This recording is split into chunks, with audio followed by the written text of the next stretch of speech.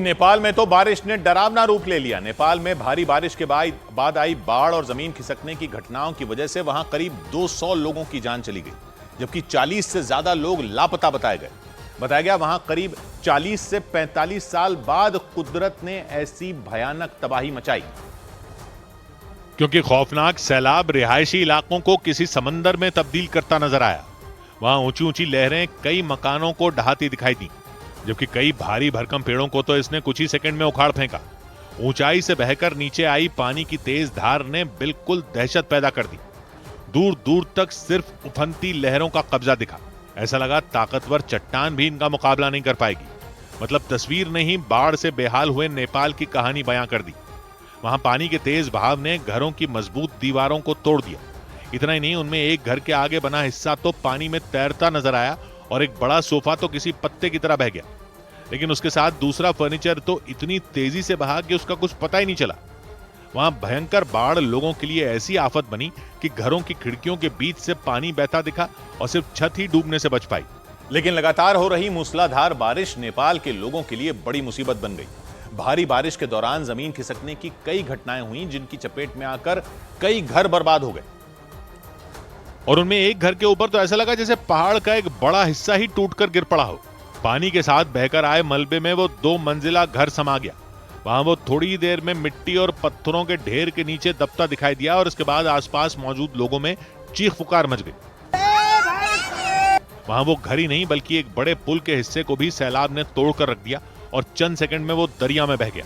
इस दौरान पुल से रास्ता पार करने वाले लोग ये खौफनाक मंजर देखकर घबरा गए।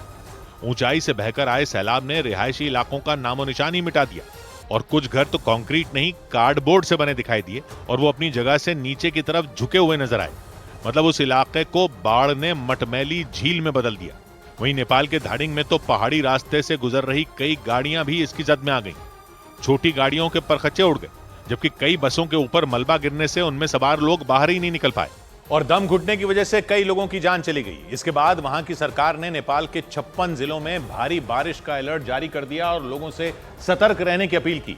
वहां काठमांडू के अलावा धाडिंग जिले में भी कुदरत ने कोहराम मचाया और उससे निपटना राहत और बचाव टीम के जवानों के लिए भी मुश्किल हो गया, क्योंकि मलबे में दबने की वजह से एक गाड़ी का ढांचा ही नजर आया और कई दूसरी गाड़ियों के तो परखचे उड़ गए, क्योंकि ऊंचाई से मिट्टी और पत्थरों का ढेर उनके ऊपर गिर गया। जबकि उनमें एक बस के ऊपर तो भारी भरकम पेड़ गिर गया और उसकी टहनियां टूटकर खिड़कियों के अंदर घुसी हुई दिखाई दी। बताया गया कि उन गाड़ियों में सवार कई लोगों की जान चली गई और कुछ लोगों का तो पता ही नहीं चल पाया।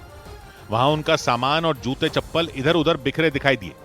ऐसे में राहत बचाव की टीम लापता लोगों को ढूंढती नजर आई, लेकिन मलबे को हटाना मुश्किल हो गया। इसलिए बारिश के बीच खुदाई करने वाली कई मशीनों की मदद ली गई, जो मिट्टी के ढेर को हटाती दिखी और इस दौरान मलबे में दबे कई शवों को बाहर निकाला गया।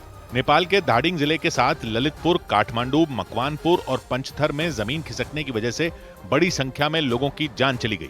इसके अलावा भक्तपुर समेत कई दूसरे जिलों में भी लोगों के शव बरामद किए गए, क्योंकि भारी बारिश के बाद नारायणी नदी और बागमती नदी में आए उफान ने नेपाल के कई हिस्सों को डुबो कर रख दिया। बताया गया कि नेपाल के अलग अलग इलाकों में 15 से ज्यादा पुल और 300 से ज्यादा घर सैलाब में बह गए।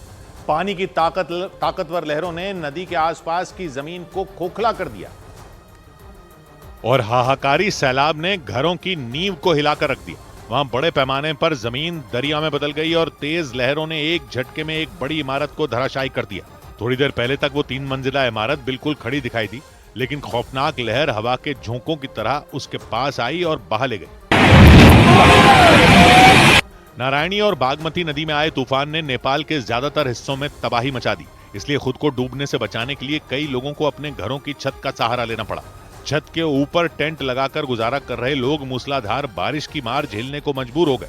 उन्हें बाहर निकालने के लिए राहत की टीम नाव के जरिए उनके पास पहुंची और राहत कर्मियों ने गोद में उठाकर बच्चों को नाव में बिठाया। वहां घरों में फंसे बच्चों समेत कई बुजुर्गों को सुरक्षित बाहर निकाला गया। नेपाल की सेना और वहां की राहत टीम ने 4000 से ज्यादा लोगों को बचाया। इसके साथ ही वहां भारतीय दूतावास की तरफ से हेल्पलाइन नंबर जारी किए गए। बताया गया कि बाढ़ में फंसे भारतीय नागरिकों से संपर्क करने की भी कोशिश की गई।